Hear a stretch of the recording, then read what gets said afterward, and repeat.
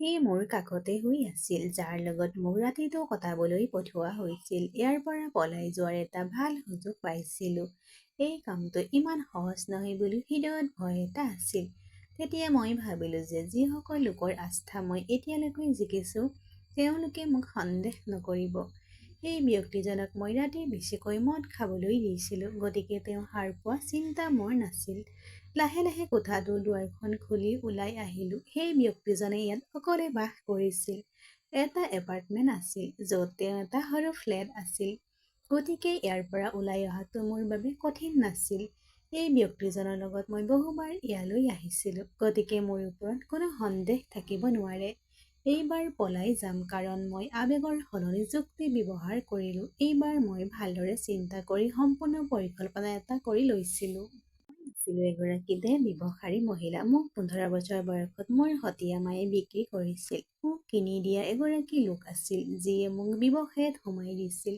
প্ৰথমবাৰ কোঠাটো দেখাৰ লগে লগে মই ভয় খাইছিলোঁ, য'ত সৰু সৰু ৰাস্তা আৰু জৰাজীৰ্ণ অট্টালিকা আছিল। যিজনী মহিলাৰ লগত মই আহিছিলোঁ মোৰ হাতখন জোৰেৰে ধৰিলে। মই মাত্ৰ কান্দি আছিলোঁ। দেউতাৰ মৃত্যুৰ লগে লগে সতীয়া মায়ে মোক এইগৰাকী মহিলাৰ হাতত গতাই দিলে।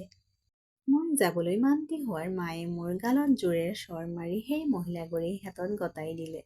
10 ঘণ্টাৰ বাছৰ যাত্ৰা অন্তত মই ইয়াত উপস্থিত হ'লোঁ। পুৰণি দুমহলীয়া অট্টালিকাটো দেখি মোৰ অস্থিৰতা বাহিৰলৈ ধৰিলে, য'ত বহি আছিল এগৰাকী 50 বছৰীয়া বৃদ্ধা, সম্পূৰ্ণ মেকআপ কৰা মুখ লৈ। মোক দেখাৰ লগে লগে তাই উঠিল। মহিলাগৰাকীৰ ওচৰলৈ লৈ যোৱা হ'ল আৰু তাইৰ হাতত মোৰ হাতখন থৈ দিয়া হ'ল। মহিলাগৰাকীয়ে মোৰ ফালে মূৰৰ পৰা ভৰিলৈকে চোকা চকুৰে চালে। তাৰ পিছত তেওঁলোকে ৰখা গিলাচটোত পানী ছটিয়াই দিলে। মোক ইয়ালৈ অনা মানুহজনীক ক'লে, ছোৱালীজনী হীৰা যেন লাগে। হীৰাটোৱে মোৰ কোঠাটোত মনোমোহতা যোগ কৰিব। মই তেওঁৰ ফালে চাই আছিলোঁ। তাৰ পাছত চিঞৰি উঠিল, নীলা, নীলা! তাই এজনী ছোৱালীক মাতি ক'লে, এইক লগত লৈ যোৱা আৰু তাইক নাচ-গান শিকাবলৈ আৰম্ভ কৰক। নীলা নামৰ সেই ছোৱালীজনীয়ে মোক লগত লৈ আহিছিল এটা কোঠালৈ। মই নাচ-গান একেবাৰে ভাল নাপালোঁ যদিও ইয়াত মোক মাৰপিট কৰি এই সকলোবোৰ কৰিবলৈ বাধ্য কৰা হ'ল। তাৰ পিছত ছমাহৰ পিছত মোৰ প্ৰথমটো কাম আৰম্ভ হৈ গ'ল আৰু তাৰ পিছত মোৰ বিল্ডিং আৰম্ভ হ'ল। মোৰ বয়স 16 বছৰো হোৱা নাছিল যেতিয়া মোৰ সন্মান নষ্ট হৈছিল। বহুত কান্দিছিলোঁ, বহুত কষ্ট পাইছিলোঁ, কিন্তু ইয়াৰ মানুহবোৰ শিল হৃদয়ৰ আছিল। মই প্ৰতিদিনেই ভগৱানৰ ওচৰত প্ৰাৰ্থনা কৰিছিলোঁ, হে ভগৱান, মোক এই নৰকীয় জীৱনৰ পৰা উলিয়াই দিয়ক। প্ৰথমবাৰৰ বাবে ইয়াৰ পৰা পলাবলৈ চেষ্টা কৰিলেই ধৰা পৰিলোঁ। ইয়াত এবছৰ থকাৰ পিছত মোৰ পুৰুষৰ লগত পঠাবলৈ আৰম্ভ কৰিলে। এই মানুহবোৰ যে কটেজৰ পুৰণি গ্ৰাহক আছিল। ৰাতিপুৱা মোক সেই বেশ্যালৈ ঘূৰাই লৈ যাব। এই ব্যক্তিজনে মোক বহুবাৰ নিজৰ ফ্লেটলৈ লৈ আহিছিল। আগতে এই গ্ৰাহকসকলৰ লগত কাম কৰিছিলোঁ। 3 বছৰ ধৰি মই এই নৰকীয় জীৱন সহ্য কৰি আছিলোঁ। এই মানুহবোৰৰ আস্থা মই লাভ কৰিছিলোঁ। বহু সময়ত বহু লোকে মোক লগত লৈ গৈছিল। আৰম্ভণিতে মোক পহৰা দিবলৈ এজন দালাল পঠিওৱা হৈছিল, কিন্তু এতিয়া মোৰ ওপৰত থকা আস্থা প্ৰতিষ্ঠা হ'ল। এতিয়া তেওঁলোকে অনুভৱ কৰিবলৈ ধৰিলে যে মই এই কামৰ প্ৰতি আসক্ত হৈ পৰিছোঁ, কিন্তু নাই, ইয়াৰ পৰা পলাই যাব লগা হ'ল। মই আবদ্ধ হৈ থকা এই অপৰাধটোক মই ঘৃণা কৰিছিলোঁ। আজি সুযোগ পালোঁ, খৰধৰকৈ চিৰিৰে নামি আহিলোঁ। সেই সময়ত ৰাতি 3 বাজিছিল। মেইন ৰোডৰ পৰা অটো ৰিক্সা এখন পাইছিলোঁ। অটোত উঠি পোনে পোনে বাছ ষ্টেণ্ডলৈ গ'লোঁ। সেই সময়ত এখন বাছ ৰৈ আছিল, গতিকে টিকটৰ কিনিলোঁ। এই চহৰখন অতি সোনকালে এৰিব লগা হ'ল। বাছত বহি থাকোঁতে ভিৰ ভয় লাগিছিল, কাৰণ সেই মানুহবোৰ হাত বহুতলীয়া দীঘল আছিল। কোনে জানে, কোনোবাই হয়তো এতিয়াও মোৰ বাবে অপেক্ষা কৰি আছে আৰু মোক ধৰি এই কটেজ ওচৰলৈ লৈ যাব। মোৰ বৰ ভয় লাগিছিল। মোৰ হৃদয়খন ভয়ত ধপধপাই আছিল। বাছখন যাবলৈ আৰম্ভ নোহোৱালৈকে মোৰ জীৱনটো যেন লাইনত ওলমি আছে। বাছখন যোৱাৰ লগে লগে মোৰ ৰখা উশাহটো ওলাই আহিছিল। গন্তব্যস্থান পোৱাৰ পিছত কিছু সকাহ অনুভৱ কৰিলোঁ। বাছৰ পৰা নামি অহাৰ লগে লগে ৰিক্সা আৰু টেক্সি থিয় হৈ আছিল। এতিয়া কলৈ যাম বুজিব পৰা নাছিলোঁ। মোৰ এতিয়া একো নাছিল। মোৰ সকলো টকা শেষ হৈ গ'ল।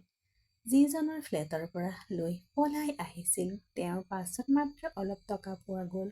বহুত ৰিক্সা আৰু টেক্সি চালকে মোক কলৈ যাব বিচাৰোঁ বুলি সুধিবলৈ ধৰিলে। মই তেওঁক ক'লো, মই খোজ কাঢ়ি যাম। ৰাতিপুৱা হোৱাৰ বাবে মোৰো ভোক লাগিছিল। কিন্তু মোৰ পাছটো সম্পূৰ্ণ খালী হৈ পৰিছিল। মই অচিনাকি বাট এটাৰ ফালে আগবাঢ়িলোঁ। ৰাস্তাবোৰলৈ চাওঁতে দেখিলোঁ যে বহু ঘৰ সাজিছে। কোনোবা ঘৰৰ ঘণ্টা বজাই চাকৰি এটা লাগে বুলি ক'ব বুলি ভাবিছিলোঁ। মই সেই ৰাস্তাবোৰলৈ গৈ কিছুমান ঘৰত সুধিলোঁ, কিন্তু তেওঁলোকে মোক কাম দিবলৈ অস্বীকাৰ কৰিলে। মই মাত্ৰ কিছু দূৰ গৈ বুজিলোঁ যে কোনোবাই মোৰ পিছে পিছে গৈ আছে। ঘূৰি চাই দেখিলোঁ আচলতে মোৰ পিছফালে এজন ব্যক্তি আহি আছে আৰু মোৰ ফালে চাই আছে। তেওঁক দেখাৰ লগে লগে মই আৰু বেগেৰে আগবাঢ়িবলৈ ধৰিলোঁ। মানুহজনে মোক ক'বলৈ ধৰিলে, মোৰ কথা শুনা। তেওঁক দেখাৰ পিছত মই ভয় লাগি গ'ল। মই ভাবিছিলোঁ যে মই য'ৰ পৰা পলাই আহিছিলোঁ সেইজন তাৰ মানুহ। মই পলাই যোৱাৰ আগতে তেওঁ ক'বলৈ ধৰিলে যে তেওঁক এগৰাকী দাসী লাগে।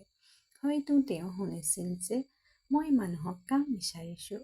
মোৰ খোজবোৰ তাতে ৰৈ গ'ল। সেই ব্যক্তিজন মোৰ পৰা মাত্ৰ কেইখোজমান পিছ পৰি আছিল। গতিকে তেওঁ লগে লগে মোৰ ফালে আহিল। তেওঁ ক'লে, মোক এনে এগৰাকী দাসী লাগে যিয়ে আমাৰ ঘৰত দিনে নিশাই কাম কৰিব। কিন্তু মই এই অঞ্চলৰ নহয়, বন্ধু এজনক লগ কৰিবলৈ ইয়ালৈ আহিছিলোঁ। মানুহৰ ঘৰত কাম কৰা বিচৰা দেখি মই ভাবিছিলোঁ তোমাক মোৰ ঘৰত কাম দিব পাৰিম।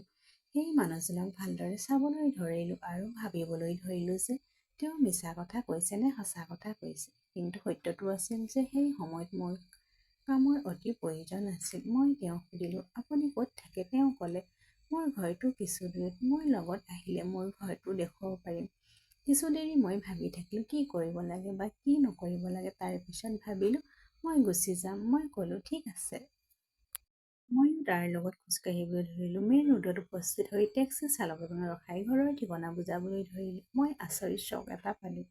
তেওঁ এই কাম কৰা দেখি মই ভাবিবলৈ ধৰিলোঁ যে তেওঁ ইয়াত নাথাকে নেকি। তেওঁ মোক ক'লে, তুমি টেক্সিৰ পিছফালৰ ছিটত বহক। এতিয়া তেওঁৰ প্ৰতি অলপ সন্দেহ হ'বলৈ ধৰিলে। বহিবলৈ মোৰ দ্বিধাবোধ হৈছিল। মোৰ ভয় হৈছিল যে ই আকাশৰ পৰা পৰি খেজুৰত আবদ্ধ হৈ পৰা উদাহৰণ হৈ পৰিব, যাতে সি মোৰ লগত কিবা অন্যায় নকৰে। মোৰ ভয়টো তেওঁ চাগে বুজি পাইছিল। মোৰ ফালে চাই ক'লে, মই এজন মান্য মানুহ। বিশ্বাস কৰক, মোৰ সঁচাকৈয়ে এগৰাকী দাসী লাগে। টেক্সিত কিয় বহিলোঁ নাজানো। হয়তো মোৰ হাতত আন কোনো বিকল্প নাছিল বাবে। মই ভাবিলোঁ বাৰু মই নিজকে ভাগ্যৰ ওপৰত এৰি দিম। মই টেক্সিত বহিলোঁ। প্ৰায় 20 মিনিটৰ যাত্ৰা টেক্সিখন এটা ঘৰৰ সন্মুখত ৰৈ গ'ল। মই নামি আহিলোঁ। মানুহজনে টেক্সি চালকজনক ধন দি মোক সেই ঘৰৰ ভিতৰলৈ লৈ গ'ল। তাৰ পিছত দ্বিতীয়টো আচৰিত জোকাৰণি পালোঁ, যেতিয়া সেই ঘৰখনত সেই মানুহজনৰ বাহিৰে আন কোনো নাছিল। এই সকলোবোৰ দেখি মই বৰ অস্থিৰ হৈ পৰিলোঁ। মই তাক ক'লোঁ, মহিলা নথকা ঠাইত কাম কৰিব নিবিচাৰোঁ। মোৰ প্ৰশ্নত তেওঁ ক'লে, হয়, মই ইয়াত অকলে থাকোঁ কাৰণ মই ইয়াত কাম কৰোঁ আৰু মোৰ পৰিয়ালটো গাঁৱত থাকে। মোৰ কথা শুনা, মই এজন মান্য মানুহ। মই গোটেই দিনটো ঘৰৰ বাহিৰত থাকোঁ। ৰাতি 10 বজাত ঘৰলৈ উভতি যাম। সকলো কাম সম্পূৰ্ণ কৰি মই অহাৰ আগতে তুমি এই কোঠাটোলৈ যাবা। যদি তোমাৰ ভয় লাগে তেন্তে কোঠাটোৰ ভিতৰত পৰা তলা মাৰি থবা। কিন্তু মই তেওঁক কিয় বিশ্বাস কৰিম? মই সম্পূৰ্ণৰূপে নাকচ কৰিলোঁ। তেওঁ ক'লে, মই তোমাক ভাল দৰমহা দিবলৈ সাজু। মই ক'লোঁ, নাই।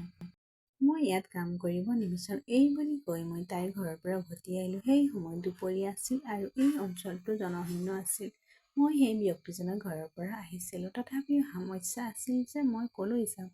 এই সকলোবোৰ ভাবি মই খোজ কাঢ়ি গৈ আছিলোঁ। ঠিক তেতিয়া মোৰ সন্মুখত এখন গাড়ী ৰৈ গ'ল।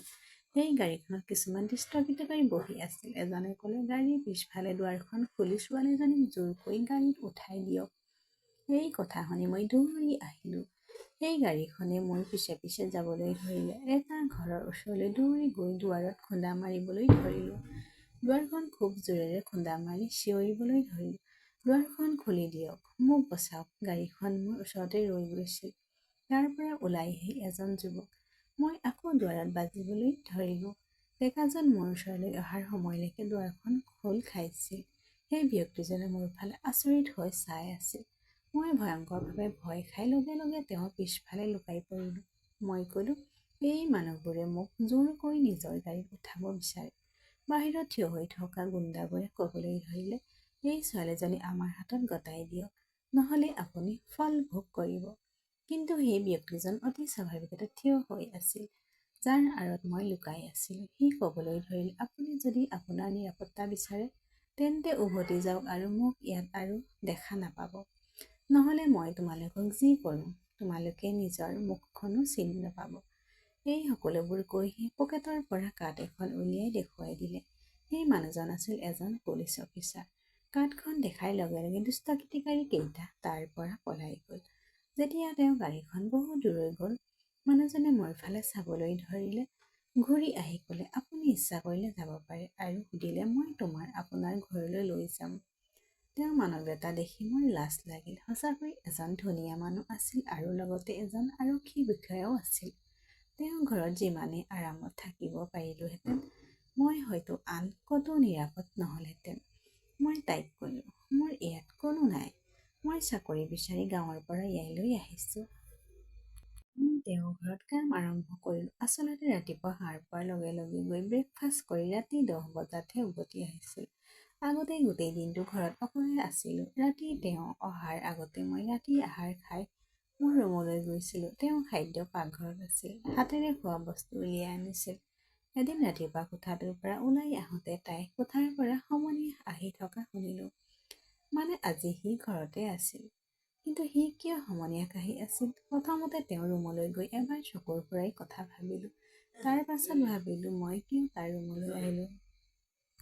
সি মোৰ বিষয়ে কি ভাবে নাজানো। তেতিয়া মোৰ মনলৈ কিয় এনে এটা চিন্তা আহিল যে মোৰ হৃদয়খন ভয় খাই গ'ল নাজানো। মই দৌৰি গৈ তাইৰ কোঠাৰ আহিলোঁ। বিচনাত পৰি সি সমনীয়াক আহি আছিল। মই যেতিয়া তেওঁৰ ওচৰলৈ গ'লোঁ তেতিয়া তেওঁৰ চকু দুটা বন্ধ হৈ গ'ল। হয়তো বেয়া পোৱা নাছিল। মই তেওঁক সুধিলোঁ, আজি ঘৰত আছা নেকি? ভাল লাগিছে নেকি? মই সুধিলোঁ। চকু দুটা অলপ মেলি ক'লে, মোৰ জ্বৰ বহুত বেছি। মোৰ বাবে চাহ একাপ বনাওক। লগে লগে পাকঘৰলৈ গৈ নিজৰ আৰু তেওঁৰ বাবে ব্ৰেকফাষ্ট প্ৰস্তুত কৰিলোঁ।